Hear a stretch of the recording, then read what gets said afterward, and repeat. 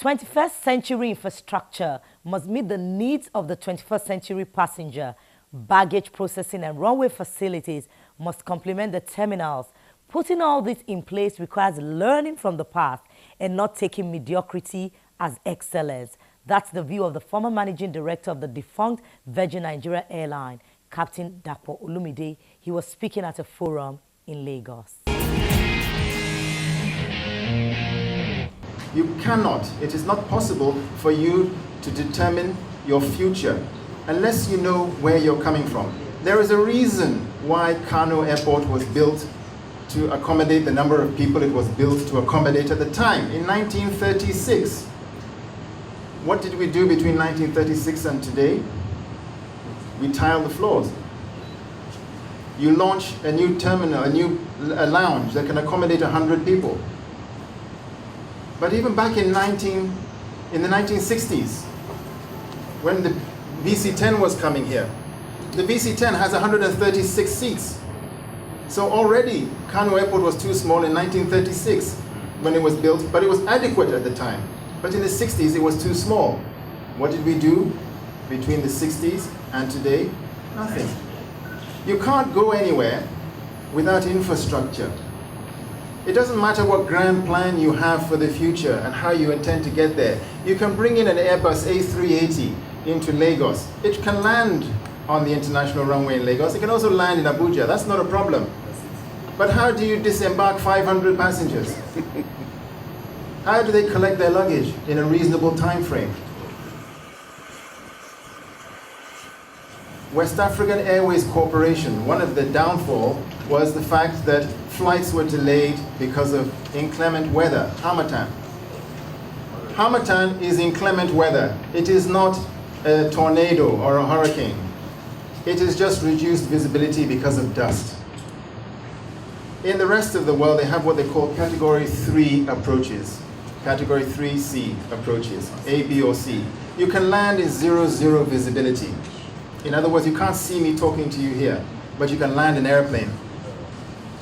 Here we delay flights because of the Harmattan.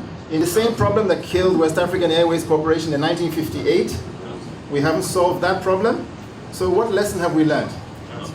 We talk about airport fencing here. It goes into the newspapers. We're fencing the airport. What is the airport fencing? Why is that newsworthy discussion?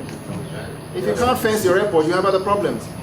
When you're circling to land in the developed world and you see, when you're looking from your window, you can tell you're close to the airport because it's so brightly lit. That must be the airport. All the apron lights, the taxiway lights, everything is there. When you're circling overhead Lagos to come in and land, you look for the darkest place, and that is the airport. Because the only lighting is on the runway. The aprons have no lighting. Look at the Avio bridges at Lagos. The Avio bridge, I'm talking about MMIA, not MM2. MMIA, the Avio bridges stopped functioning in '85. And we haven't fixed them till today. And every time you land in your British Airways or Lufthansa or whatever it is, ladies and gentlemen, this is the captain speaking, we have to shut down our engines and be towed to the gate.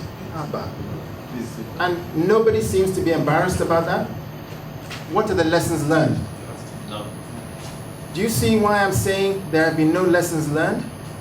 Because we want to go forward, but we haven't solved the problems of today.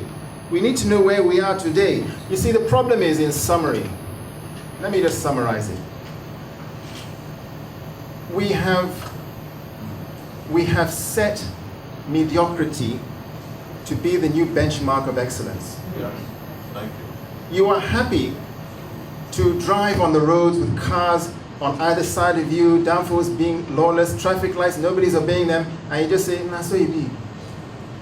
Because we have adjusted our minds to a new low, and that low is excellence. So for the mere fact that you land at the airport and you collect your luggage and go home, it doesn't matter that you had to walk a kilometer to your car. It doesn't matter that there are touts at the airport. It doesn't matter that there's no electricity at the airport. Because as soon as you drive out to the airport, all the problems of the past are behind you.